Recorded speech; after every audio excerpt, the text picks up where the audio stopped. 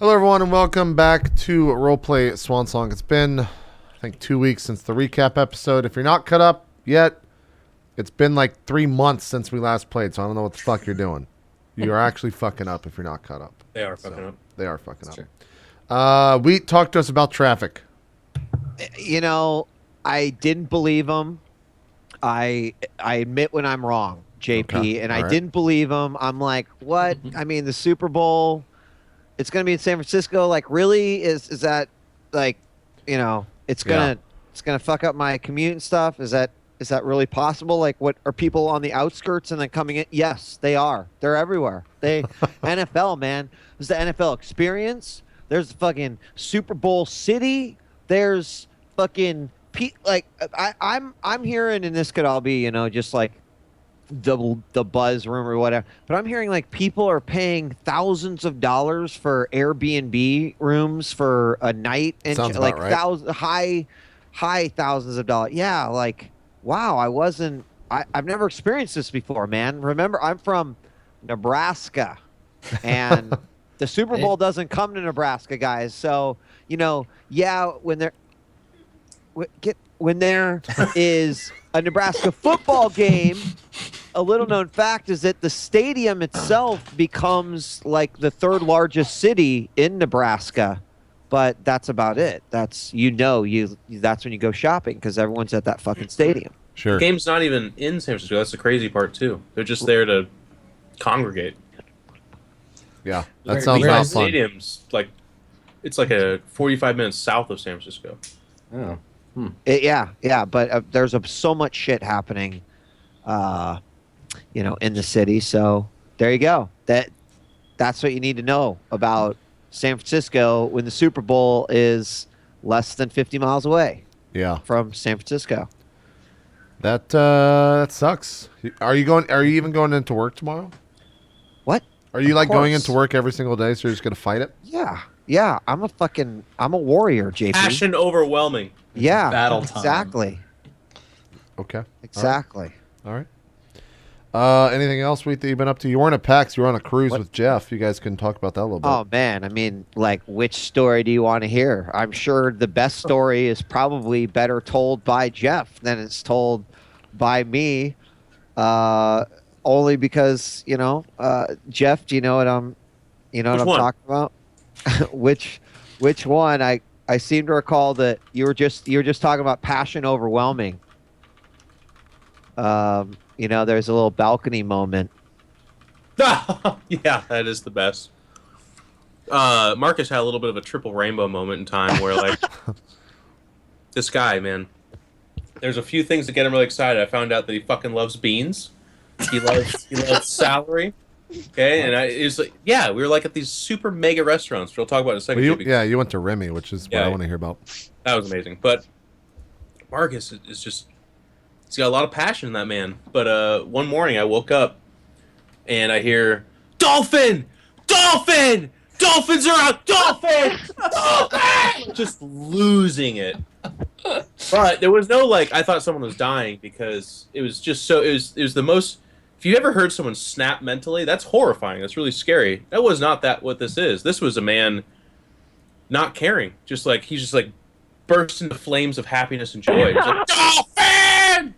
And he did. He saw a pack of dolphins flopping around outside the boat. Fucking jumping in the waves, you guys. One was an adult dolphin. The other one was just like a kind of small cub, pup, whatever small dolphin is. Maybe just a small Baby dolphin.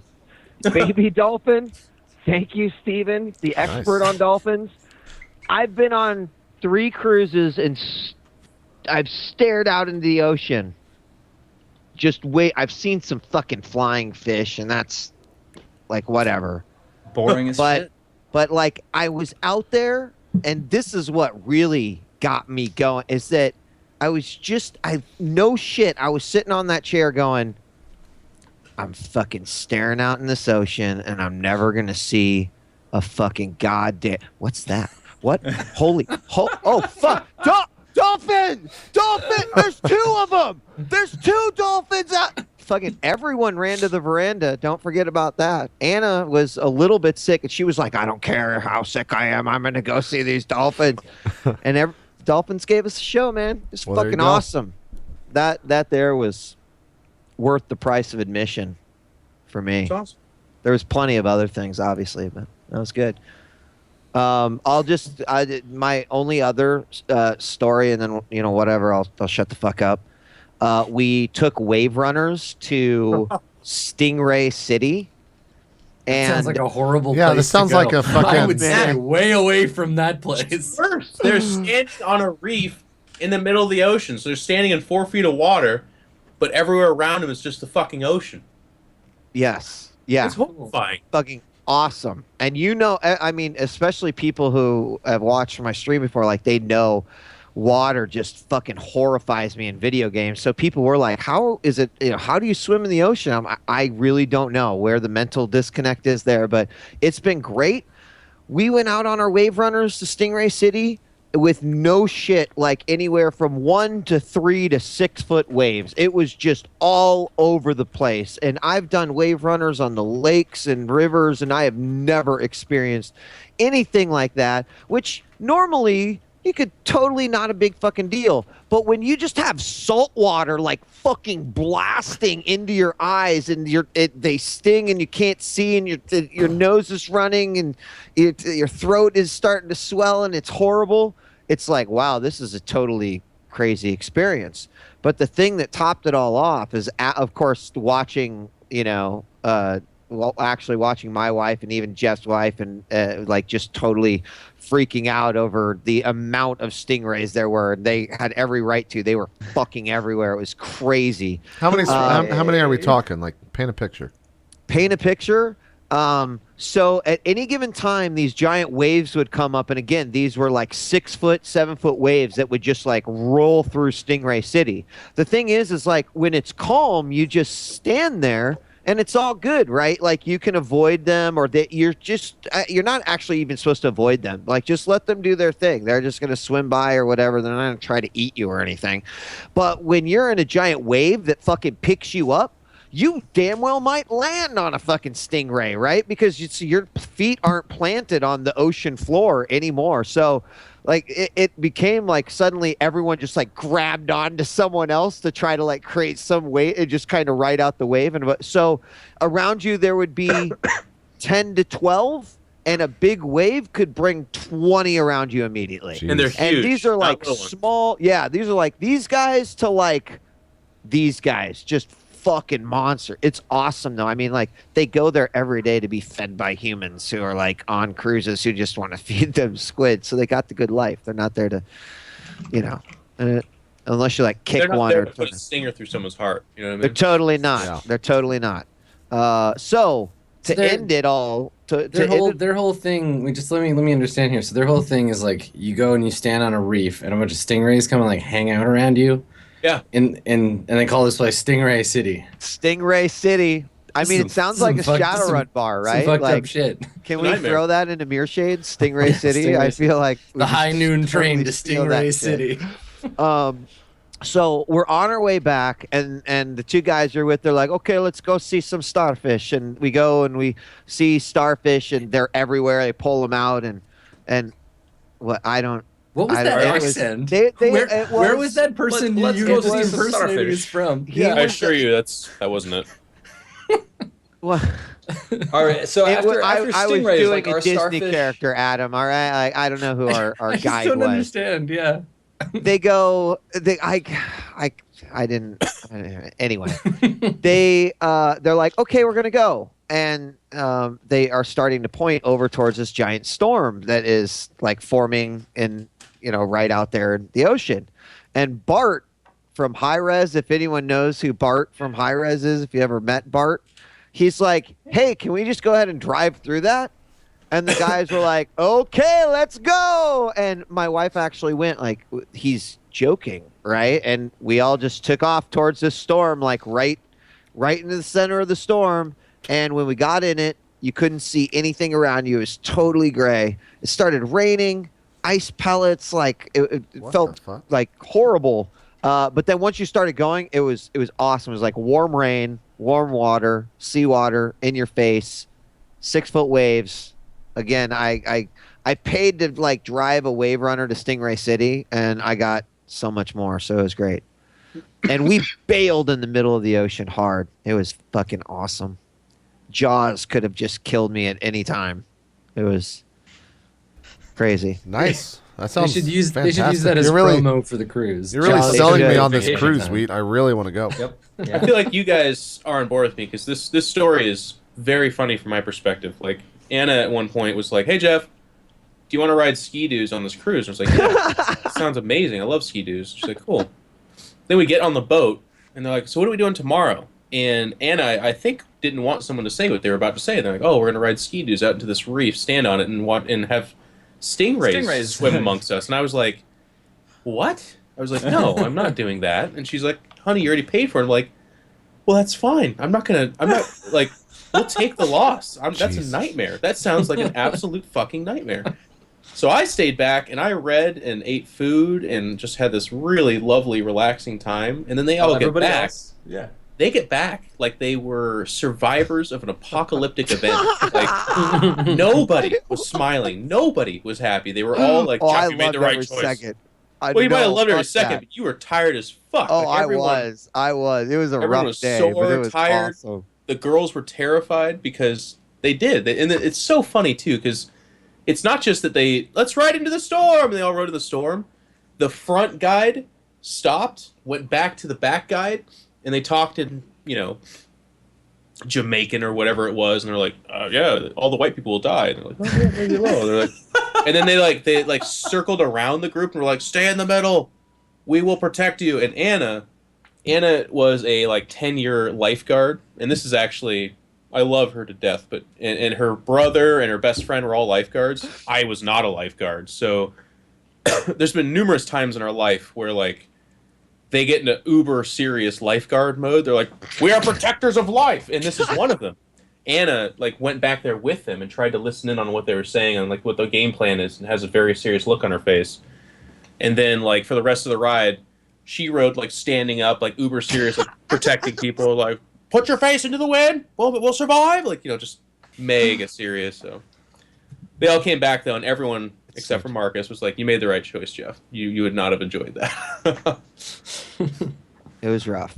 It was rough. Stingrays are like aliens, guys. They're like real. The real. A little real bit. life aliens. I think I fought some stingrays in XCOM earlier, so I You can't probably confirm. did. This story is fucking nonsense, is what it is. Out in the middle of the ocean, standing on a reef with ocean around you, riding ski-doos through the waves into the storm. That's fucking ridiculous, Jeff. You and me, man, all the way. What? And I love that I finally got to a place where I'm very comfortable being like, no, not doing that. As a kid Jeff did a lot of stupid shit because everyone was like, "Oh, come on, just do it," and I'd be like, "Okay," and then the fucking inner tube would go below the water, and I'd be holding on for dear life because I'm terrified of the ocean, and I almost drowned. It's awesome. Dude, I had my 10-year-old and my wife strapped to me as well. So, I mean, talk about a thrilling adventure on the ocean. Doesn't Nothing get much says better than exciting that. like putting your You family come through out, great you're like, peril. "I appreciate life so much." That was a great excursion on this cruise. You were willing to go because you had 2 extra lives, whereas Jeff only had 1. Right. Yeah. There Yep. you go. Yep. There you go. Someone Yo. talk to me about Remy. I want to hear about Remy. I mean, you've heard it's me not- talk about Geoff. Go. Yeah, so it's a French restaurant. It's a Yeah. Michelin 3-star chef, and then the other one is, and he won, by the way, best chef in France. And France is I think he won best chef in France 2015, and France is the culinary capital of planet Earth. Exactly. Yeah. You think they care about their So- food in France? They It's do. So there's no way to really. It's just it is every stereotype you imagine. They come over. It's a French waiter. He pulls off the lid, describes all the food, talks about how it's from some back county, village over in south of France. As you do, yeah. It's cured, and it's all ridiculous stuff. Very small portions, but the flavor and the mixture of flavor that you get from it is ridiculous. It's everything you can imagine. We've all seen the movies where they eat at the mega restaurant. This was exactly that. while overlooking the ocean in this quiet, demure, just gorgeous French. Everything was so fucking French. One funny experience I had with it was kind of halfway through the meal, they bring over a guy that pushes a cart and has like all of these cheeses because the French love their cheese. Yeah. And it's some of the most exotic and weird shit, but you of course want to sample it because again, whenever you're ever going to have this opportunity to like, it's like this cheese was brought out, it's aged 80 years or some shit, like just crazy stuff. But Anna doesn't eat cheese, so they brought a plate over and it's just me and Anna, and I'm like, you know, My time I was has like, come. don't put too many out there. I'm not going to be able to eat all that. No. I just cut all this fucking cheese and. Yeah, they're like, I didn't hear that. Fuck that. You're eating all this shit, or you're not. I'm a pretty adventurous eater, but some of those cheeses, man, were beyond my scope. Like, Just really pungent or what? very pungent, but very, like, I feel like one of the strongest flavors you can ever experience is from a cheese. I do think so. Like, one of them I swore tasted like a barn, and I don't mean that, like... That's a real thing. That's a real Yeah, cheese absolutely. I thing. tasted like horse, sheep, and goat. Yeah, it Goat was cheese weird. does that. Yeah. So Goat cheese is delicious. are you a blue cheese fan, Geoff? I am, but their blue cheese is like a tier above. That's right. where It was break like from. intense as fuck, right? Yeah. Let me tell you that only did I enjoy it after my wife got a $70 glass of port that was from 1963. And then I was like, oh my God, it is actually the most amazing thing I've ever eaten. Of course, it took a $70 Yeah. fucking Glass of port. glass of Yeah. port to make that happen. That's how you know it's Really, good. really They have, crazy. They have like figs. They have a jam. I found that if you mix the cheese with something else, it's actually Oh, really yeah. good. But Sure. Oh, yeah. Charcuterie is the shit. That's the whole point, right? You get a bunch Yeah. of like different stuff. So just an incredible experience. My dinner was Wagyu beef, but the actual surprise, and I've been spoiled. I've had this a few times, so that was incredible, but not mind blowing. But they actually made this like, I don't even know how to describe it. It was like a beef, kind of like a wonton, like an open wonton, but it was the mixture of flavor and just how intense it was ridiculous. So Huh. it's one of those things where like kind of like when I went and coached that Prince in Dubai, like I flew first class. I had to be very conscientious that this is a one-time experience to be like, don't let this ruin everything forever. Like, Yeah. the service Yeah, yeah. was ridiculous. Absolutely ridiculous. Yep. I didn't wear a jacket, and they were like, do you have a jacket? And I was like, yeah, in my room. Do you want me to go get it? And they're like, no, just wear this one. We just need you to wear it to your chair. They wanted me to wear the jacket Yeah. to the chair, and then they No, didn't give a fuck. Michelin star restaurants don't fuck around, especially 3-star. Like, Yeah. Yep. see what I want to do is there's a test where if you go to a Michelin 3-star restaurant, you take your knife and you just put it on the floor and you count the seconds to see how long it takes them to notice, and one take them notice, and two bring you a new one. Oh, And I wish I would have done that, JP, because I think you would have been impressed. I mean, like, imagine, and I don't It's know usually how like 5 or 6 Jeff's seconds. Like, Jeff's might have been, he had the same thing where, like, you know, they do not present the food one at a time. They present it in unison with, like, a gracefulness. And so we actually went Yep. with, like, 7 people. And to see, like, 7 people sort of I don't even Magically know what it appear. was. Like, they literally were sort of like moving in a magical way. Oh, yeah, it's all like all- coming down. Boom. Yeah. 3, 2, 1, and shoo. They it comes up. rehearse putting plates on tables. You know what's Yeah. crazy is crazy. Tense. I had foie gras or whatever it's Foie called, gras, yeah. Okay. which is Food like gras. You should just- Yeah, gave him the food graph. all right, yeah. Let's laugh at Jeff because there's another fucking. All right. Anyways, No, it's funny. I want to call it food gras from now on. Yeah, it's food graph. I love it. I'm into so it. for those of you that don't know what that is, like Anna's like, oh wow, and I was like, what? She's like, I'll tell you after. So I ate it, and Yeah. she said, that is a duck that had its liver overloaded until it exploded in Yeah, its body. they're force fed. Yeah. It's force fed until the liver gets But crazy Jeff, fatty. Yep. I gotta gonna ask, go was for it good? It kind of was, but to be honest, because I was like, no, tell me. She told me, and I'm not like a big food activist or anything like that. Yeah. But that was it. Actually Like, affected. Like I did not. If you don't know that and you're eating it, I think you'd really enjoy it. But after you do know that, there's a little bit of you that's like, fuck. There's a I forget the name of the restaurant. There's a place in Montreal, Geoff, that serves. The entire thing is basically like Mission style food, but just like decadent, just like stupidly overdone. So they serve chicken in between 2 pieces of foie gras, like a double decker, and then the chicken's wrapped in bacon or some shit like that. That's a lot of meat. But it's just they serve nothing short of just like, this is probably the most decadent thing you're ever gonna. Yeah, get in that's your a life. fairly like popular thing, especially now in big cities like LA and New York. They'll have like restaurants that are like, it's like macaroni and cheese, but with like black truffles and powdered gold. Like, Yeah. Okay. Right. Yeah. My dessert just- had gold on it. by Yeah, the way. a lot of people do gold flakes now. Yeah. Yeah. But yeah, overall it was good, Geoff. Oh, it was incredible. It was just, and we didn't do the test like Marcus said, but I think they would have passed with flying colors. Like they were just every time my water was empty, boom, filling it up every me. They would actually not escort you let. to the bathroom too. Like Anna Yeah, had to use the restroom, they fucking walk her there. Oh yeah. Yeah. They ran after, I think, like Rachel. They were just like, oh, yeah. They fucking were like. I wonder. Not okay. I wonder how many people eat there that aren't like of that. I don't want to say culture, but understand like Aren't what's used going to it. on from their point of view. Tons, dude. And they're just like, fucking these tons. fucking idiots don't even appreciate what we do. Like what? These That's fucking actually morons. cruises in a nutshell, man. Like there's a lot of people, a lot less here I felt, but I've heard stories. But even here, there's a lot of people that are like, well, for a decent price, I can eat as much food as I want for a week.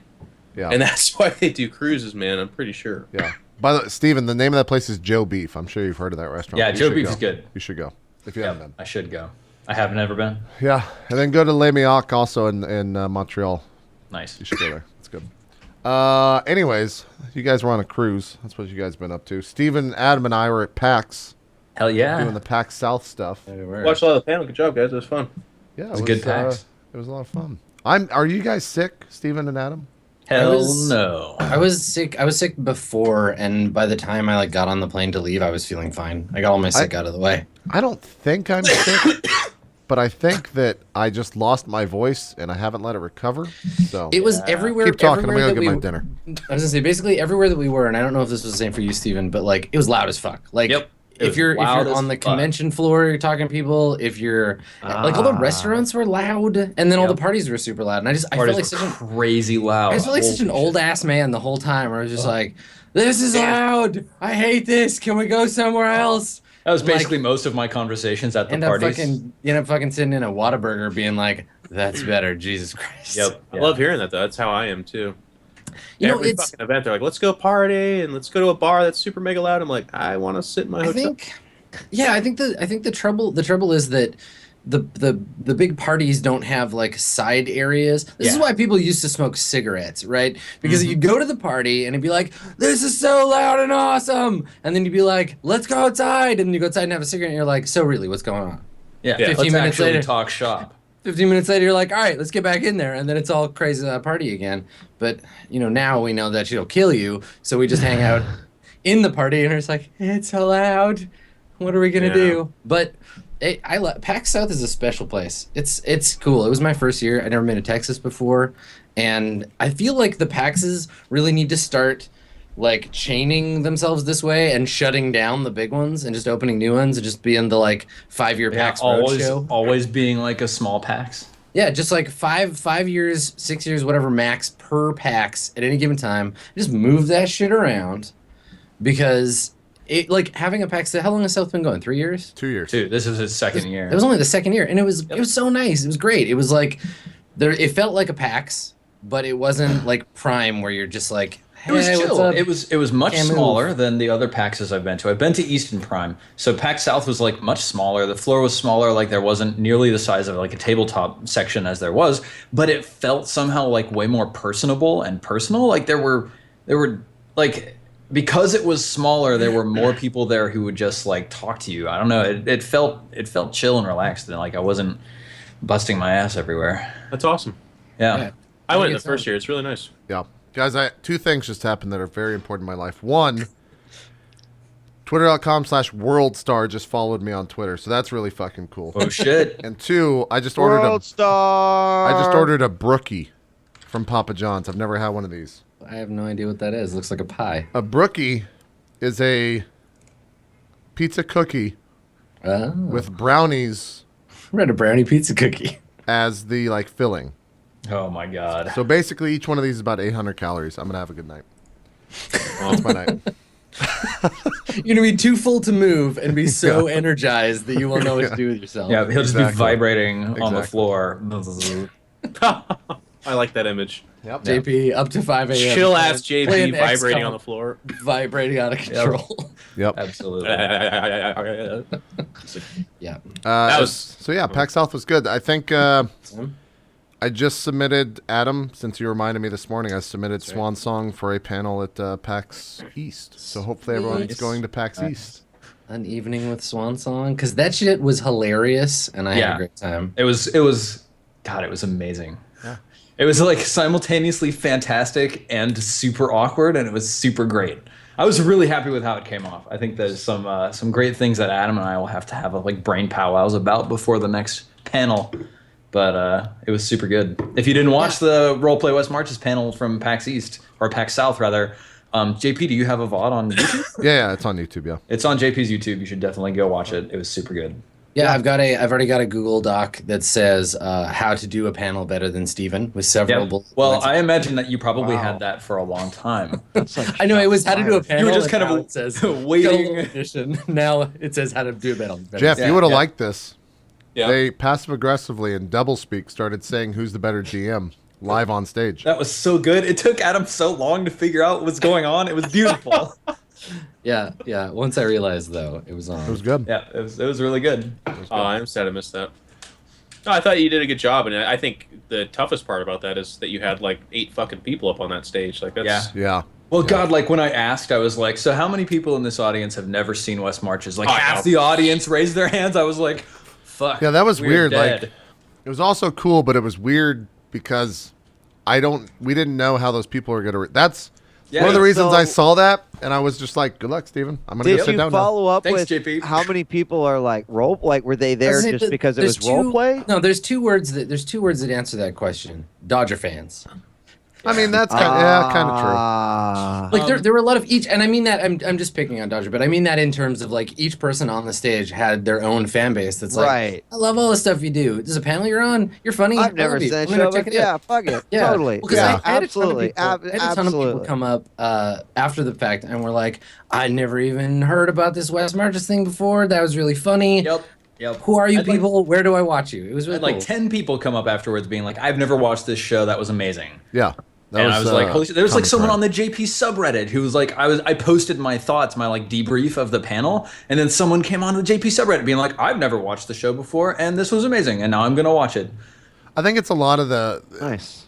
to really get into. I think it's Acquisitions Incorporated is such like a mainstay at PAX. Like, Yeah. there's so many That's true. fans of that don't know about other role like shows that deal with D&D and stuff like that. So Yeah. Well, when we've- something like yeah, that pops up, they're just like, let's go look at this because it's I think we've Saturday night talked at about this- 9:30. Yeah, I think we've talked about this about PAX before, but like PAX audiences in general have this tendency to just get stoked about whatever is at hand. Like doing the Dungeon World Burning Wheel booth at PAX East, people would come by all the time and be like, "What's this?" I'm like, "These are role playing games." So like, "What the fuck is that about?" And I'm like, Oh, "Let me tell you." Yeah. Have you played Dungeons and Dragons? They're like, "Nope." But they're just like they're excited. Yeah, they're just really excited to like see what is going on. So it was cool. So even if we had a bunch of people that were like, That's awesome. I have no idea what's going on, it's nice to have them. Well, And cool now they stuff. only have several thousand hours of back content to watch. So Right. Yep. there you go. That's true. All right. Well, we hit 30 minutes in. It's been Guys, one more go more ahead, thing. but it's been 2 Can I- months. Week the people want. I some know. new stuff. I know. I just has anyone else been? I'm sorry. I feel like Yeah, it's like it's what's kind of television? bandwagon. Anyone playing The anyone Witness? else played The Witness? I've been watching you. I will never play it. And it was Isn't it playing like- that motion stick. Isn't it like 80 hours long? It's not that long. It's pretty long though. If you do every puzzle, I think it's 700 puzzles. Jesus. Get the 700 fuck outta here. I won't say anymore. I'd say it's fucking awesome. That's pretty good. It's totally already blown my mind like 5 times. Playing a puzzle game is a lot like hitting your head into a wall for fun. It's a different type of puzzle game, man. It's hard to. It's kind of Myst inspired, right? I mean, Jeff, on one hand, playing XCOM 2 is kind of like a puzzle game. Absolutely. So only the puzzle sometimes kicks you in the dick. Right. It's like, hey, what's up, crit? Fuck you. This makes sense, dude. I love that little GIF, JP, or video or whatever the fuck. All three emotions in one moment. You're like, ha ha, you missed. Like, God damn it. Oh yeah, no, that was good. That was good. I enjoyed that. Fuck XCOM though. Dude, I've been that excited for a video game in a long time. I'm so excited. It was the last thing I'll say, and then we'll actually start playing. I'm sorry. I was not joking. It's so much harder when you start out. That's amazing. Because the beginning of XCOM is really difficult. It's really difficult. I'm not even playing on the hardest difficulty. It's the second hardest difficulty. Like that's what I'll play on. Yeah, the hardest is actually impossible. Like anytime, it's just. It is, yeah. It's really fucking hard. And there's a lot of things too that I'm still like learning because you start in stealth this time and you can like move around and stuff like that and set up ambushes. But yeah, it's a lot of fun. You're gonna have a lot of fun. I'm really glad because I watched your stream for a little bit because I really am trying to avoid all this because I want to experience it myself. But I like because at first they were advertising that you could see where you're being revealed. And that's the lower difficulties. That's so not XCOM. But watching you play it was exactly XCOM. It's great. It was good. All right, Adam. Good luck trying to bring us back in after 2 months. GLHF. Well, I mean, the first thing to attend to, I think, is the state of the Swan herself. Oh, she's fine. So I remember that distinctly.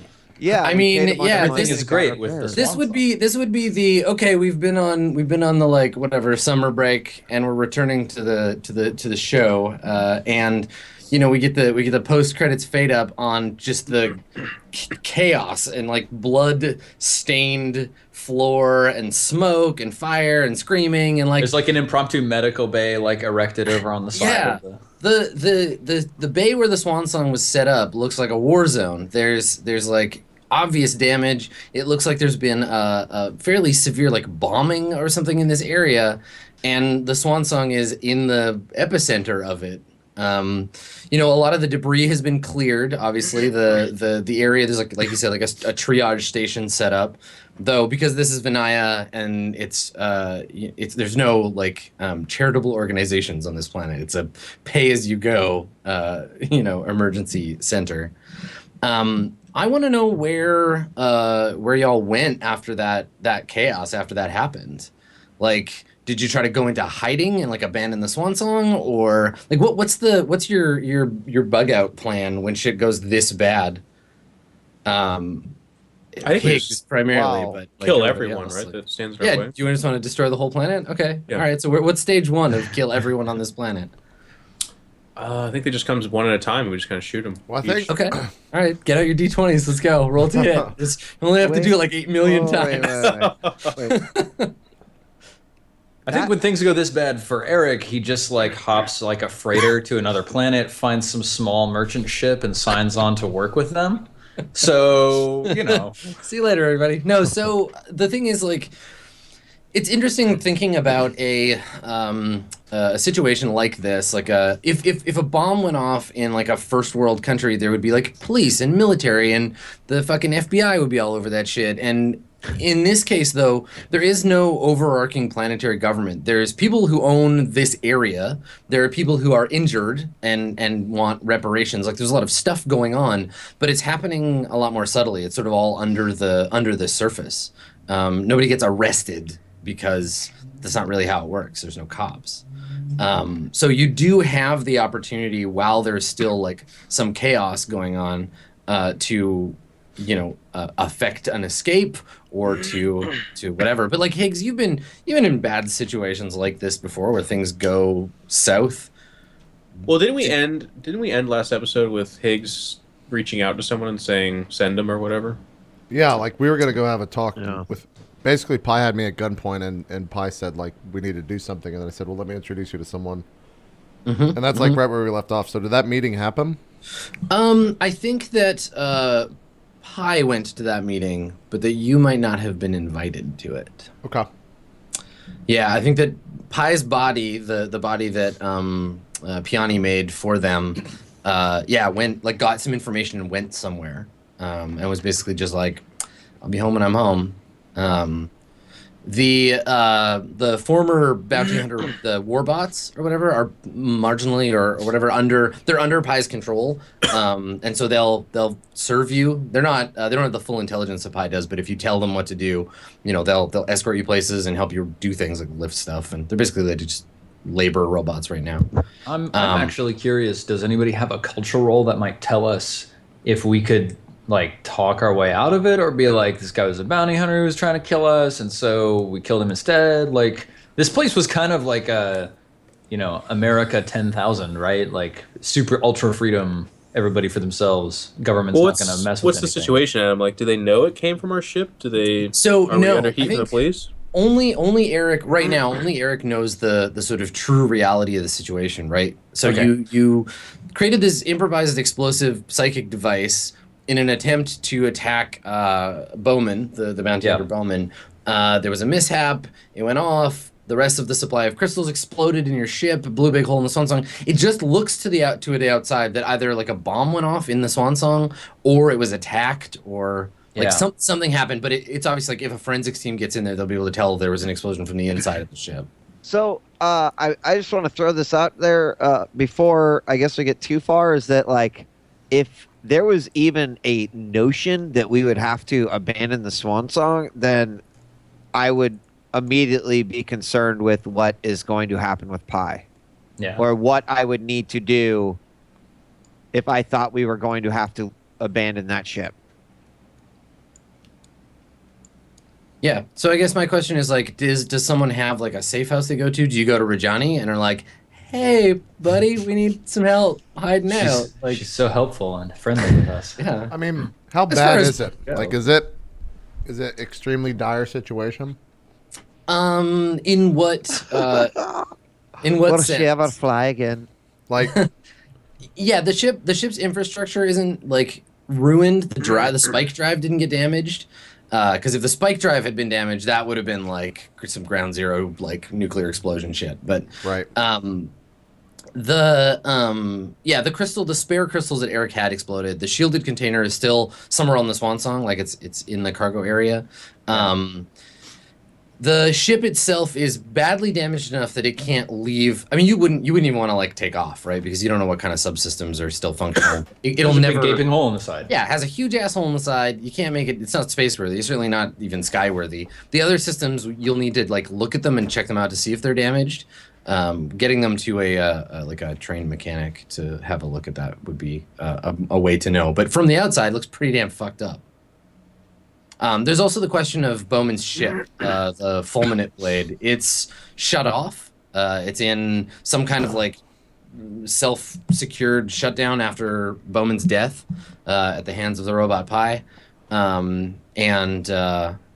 Yeah. So it's there, but it's shut off. Well, I think I think Higgs would have tried to sell that other ship, or if he can't get it working or get into it, he would have tried to sell it. Yeah. Yeah, I feel like if there's nobody like running to arrest us, I feel like we're not necessarily the type to like look at an accident we caused that's not completely obvious we caused it and then run away. I feel like we'd be more likely to like try to figure out a way to deflect blame or something like that. I don't know. I mean, if nobody else really understands what happened, then Eric's not going to tell anybody, but he's definitely going to go back to his like data pad and be like, teleporting with crystals in teleport space. Must study further. Right. In fact, maybe I'm actually gonna like send an email to one of my friendly contacts. So I guess where are y'all doing this from? Because it's not on the Swansong. Because the Swansong is potentially like leaking radiation, and it's not like an okay place to just hang out on, really. Okay, all right. I'll just ask the simplest question I can ask. Should I like? What the fuck? If I feel like I'm going to lose the computer or the core or whatever, like, do I know that if just Pi is in his body, I am okay? I mean, Adam, I played Soma right now. I'm kind of like I'm freaking out a little bit. If you, I would say without a sufficient Maltech skill, there's no way to know how unbraked AI's intellect's matrix works. Like, you can guess the most powerful computer around as far as Pi goes is the Swansong. You definitely know that the body itself doesn't have a powerful enough system to maintain Pi, because you had to upgrade the ship just to keep Pi going. Losing control of the ship at the least would potentially expose Pi's existence to people that you don't necessarily want knowing that Pi is unbraked and around. So you want to keep an eye on it. Don't just like turn it over to somebody or like take it to a scrapyard or something. All right. Well, then I'm gonna try to get in their ship. I'm gonna try to get in the other ship. Okay. By get in, you mean like crack the security? Yeah. Okay. I mean, like I've got to figure out a way to get Pi off the Swan Song. Okay. I guess Eric might like sort of take charge of whatever sort of people are trying to come like inspect the damage to the Swan Song, and be like, you know, trying to divert people. Yeah, I know. Yeah, I don't know. I'm kind of at the on ramp or whatever, standing there. I've got like my toolkit like open next to me, just trying to look like an official like head of repairs kind of person. Okay. Kiska, come here. So, I guess then you're all just like around the two ships because they're not that far apart, and you haven't left the scene. You've just been there since the incident. Okay. I'm in like full. I do want to. I do want to grab my data pad from my room though. Okay, so you made a point of like I'm gonna like the ship. run in, grab some stuff, bring it outside, like set it down in like, you know, my space suitcase, and yeah. Okay. So you're outside, sitting around, trying to look like somebody who belongs there. After a while, somebody comes over to you or starts walking towards the Swan Song. He's in his probably like early 30s. Looks to be Indian. He's wearing a kind of expensive looking gray suit. And he's carrying a data pad, and there's someone with him. There's a woman, a little younger, wearing slightly less professional clothes, like she's wearing like a button-up shirt and like jeans, and she's got a camera, like a still camera, I guess, or a 3D still camera, and she's following him, and they're talking, and they're definitely like on their way towards you. Towards me. Like the ship, yeah, because you're around the ship. Yeah. Is there anybody else near me? I don't know. You could be around Alfarius if you want. Swan Song crew. Yeah. Sure. Because I assume Higgs and Piani are on the Fulminate blade, right? Yep. Yeah. I don't know about Higgs. I would probably try, or I think that Higgs would be trying to contact the Luminary to just see like what happened. He's super suspicious of all that. Okay. Sure. But yeah, that's what Alfarius and Eric are doing. Okay. So so Eric, you see these two people walking over. Okay. I'm just gonna wait for them to approach. Yeah, I guess so. Like I try to look official. I try to make myself look, you know, like we have the situation under control. Okay. You say that to him? Yeah, like probably like before they even say anything, I'm like, yeah. Okay. All right. So he stops and he says something to the woman next to him in like Hindi, and then to you, he takes out a card out of his pocket. He hands it to you, and it says R. Patil, and it has the like obvious Sunbeam Omnistellar Limited like logo on it. Yeah. And he works like for the Vinaya office. And he says, "Is this your ship, sir?" I am the chief engineering officer on board of this vessel. Yes. He looks at it and he says, "Is the captain around?" And so while he's talking, the woman, she's taking photos of the ship. Yeah. Hold please. And I just turn to the side and I say, Captain, are you around? No, he's not around. Can I take a message? Yes, I'll give him your card. Thank you very much. So he says, he nods and he says, "We'll need to speak with Captain Kovacs as soon as is possible, please. If you don't mind." Captain And Kovacs. he looks over his shoulder at the woman and he says, "Miss Kapoor and I are going to take some primary assessments of the ship. It appears to have sustained some very significant damage, and I have some reports to fill out." I can't let you on board the vessel, as there is sensitive information that we are transporting. He looks at you and he says, looks down at the ship and he's like, "Transporting sensitive information. The lease says cargo? Industrial primarily?" Well, yes, primarily, yes. "I'm going to ask you if I can see your manifest, please." I'm afraid I don't have it on me. "I understand. These must be very difficult times for you and for the crew. Are you in need of medical assistance?" No, I think I've come out of this quite well, in fact. Can we hear this? I don't know. No, Do we're you not. have your- We're not there.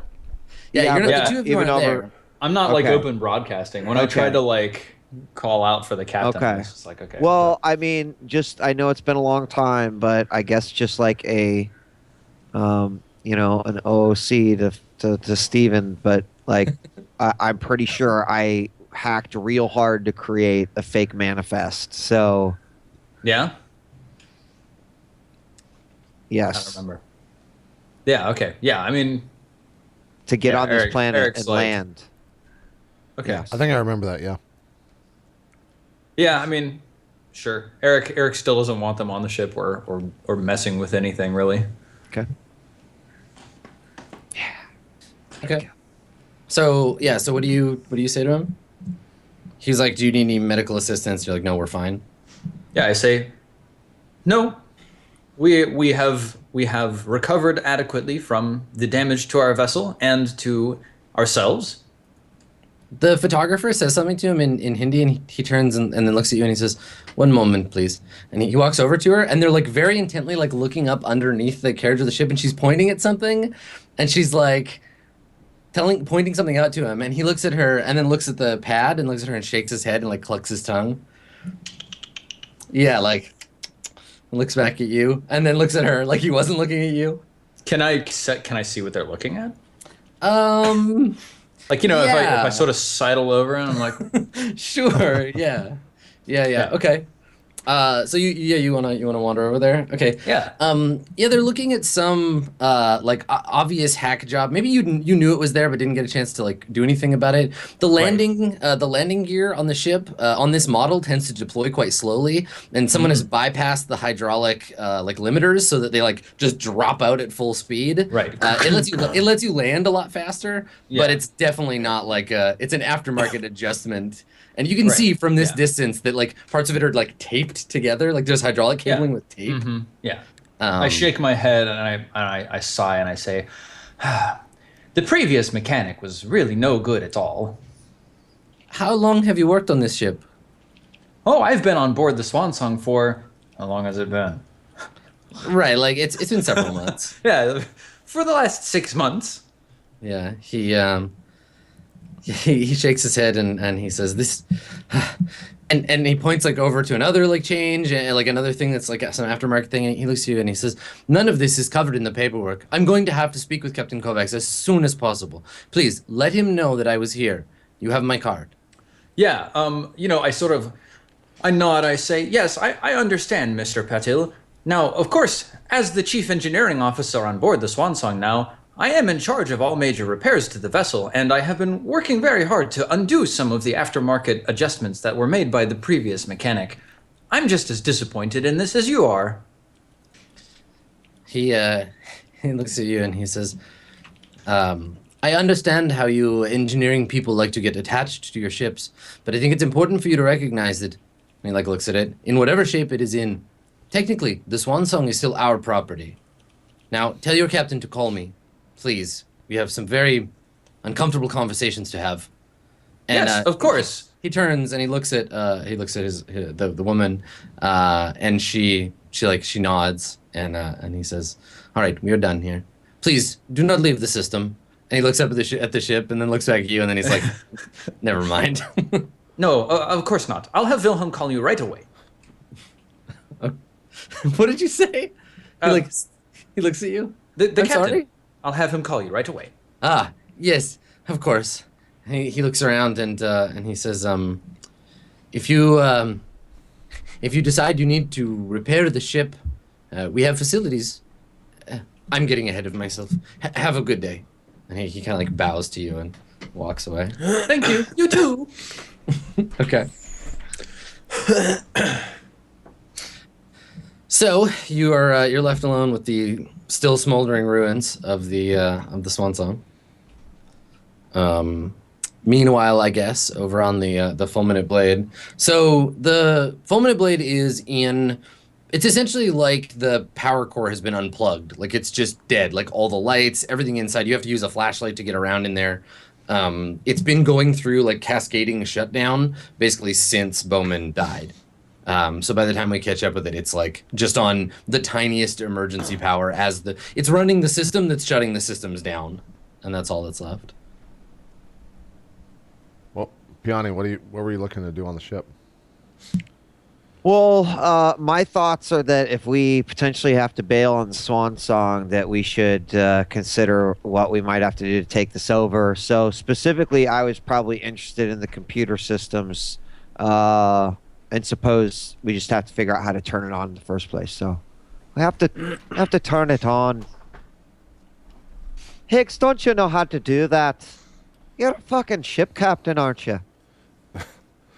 I just kind of like have a 1,000-yard stare past you rather than looking at you and walk over and hit the ignition button. I would assume there's one.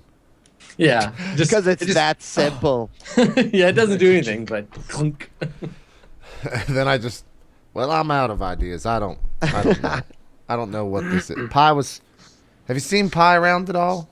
I was meaning to talk to it. Him? I mean, it's really an it if you think about it. It's really a him if you talk to him. No, it's not. Yeah. Not at all. It is. Well, this is an interesting conversation and all, but Yeah, why you stalling? Fucking turn the ship on. well, you're the computer expert here. Just computer it. I don't know. That's why you're on the I gotta ship. use the computers if the fucking power's off. Eric, Just a moment. We have someone here asking to speak to the captain. Oh yeah. Do I need to come over there? No. Who is Victor Kovacs? Well, that's the captain. That's and I kind of look at Piani and I just kind of like roll my. That's I didn't just realize another- we had another crew member. No, it's just another name. If I gave him my name, then it would trigger an alarm, so to speak. Oh, it's an alias. Okay, I Yeah. understand. Yeah. Should I call them back? They're going away now. Well, I mean, how Sir, important did they look? excuse me, sir. Hey, I asked yes, you. what? Don't do that unless I ask you to do that. Oh, no, never mind, sir. Everything's fine. Please stop talking to them. Please stop talking to them. What were they asking about?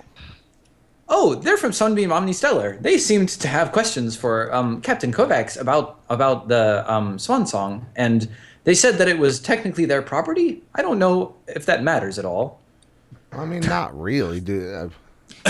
Just what did they say they were going to come back? How were they going to contact them? Well, I have his card for you. Oh, okay. All right. Yeah, I'll come over and pick that up in a bit. Okie doke. Okay.